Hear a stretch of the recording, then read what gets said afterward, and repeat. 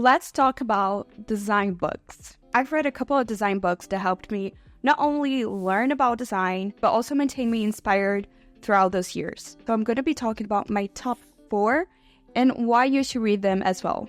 The first one is this small book called The Graphic Design Idea Book by Stephen Heller and Gail Anderson. We talked about her in the Women in Graphic Design video, by the way, if you want to check that out. And this book is perfect for beginners. If you just started in graphic design and you want to learn basic concepts and get inspired, this book is for you. Each page has a different style or media or technique, along with an example for you to get inspired, such as transformation. For example, we have this identity system designed by Paula Scher for the Philadelphia Museum of Art, and the A's here transform itself into various assets in its collection. Or try adding a scale to your design. This is a Herbert Matter 1935 poster.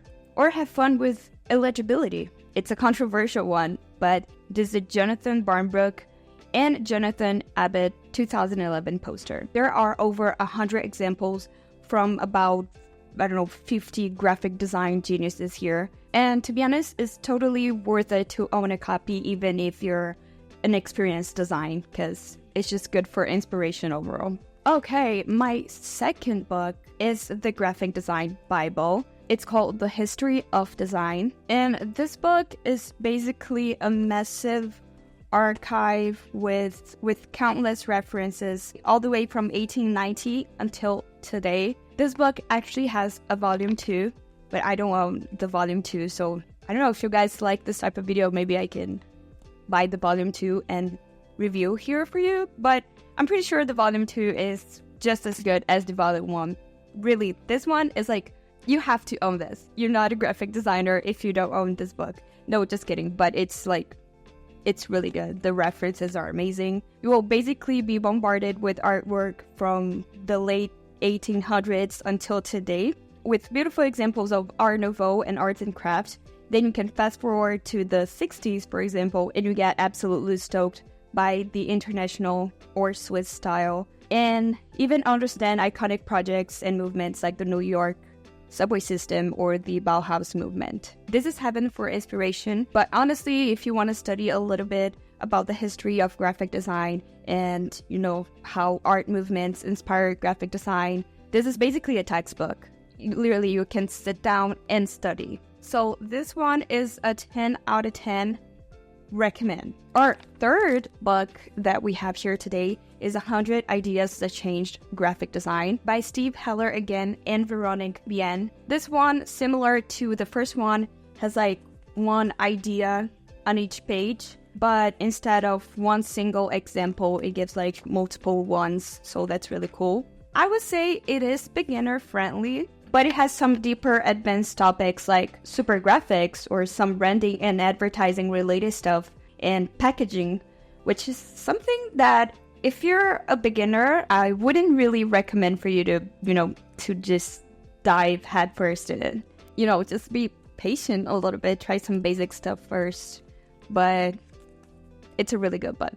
And finally, fourth, I don't have the physical copy with me, unfortunately, but I read this book and I can 100% recommend. I actually read this book when I was, in design school and college, and it shifted my perception of graphic design, of the graphic design industry, and what to feel as an artist / graphic designer. It altered the chemicals in my brain. And it's called Oh What Now? This one, I think it's an absolute must read for beginners, because differently from the others, you're not going to be seeing references and nice artwork to get inspired, but it's going to help you understanding graphic design as a career and the limitations of graphic design as self-expression in this really light and conversational tone. Craig Oldham, the author of the book, talks about his own experiences as a graphic designer and how he was, just tired of other professionals not being honest. So he decided to write this book showing the good parts and the ugly parts of graphic design. He talks about the good old imposter syndrome, about portfolio tips, and various topics that can be very useful for beginner graphic designers. It's a very raw book and it's a fun and easy read, so I totally recommend it. Besides, it's just a beautiful book in overall, okay? The layout here is so beautiful. It's just a beautifully designed book, so it's just very pleasant to look at and to touch. It's a nice visual and sensorial experience. It's a very nice book. And those were my top 4 design books. I hope you guys give it a try and read them because they are worth it. And remember, kids, reading is fundamental. So don't ever stop reading. Make it a habit. I'm a reader. I read those. I've read a couple books. So reading's good and reading's fun. If you have any recommendations, how about we start like a book club down below? So drop your favorite design book in the comments. And if you like this video, don't forget to give it a thumbs up and subscribe to Kittl's YouTube channel for more videos like this. See you in the next video. Bye!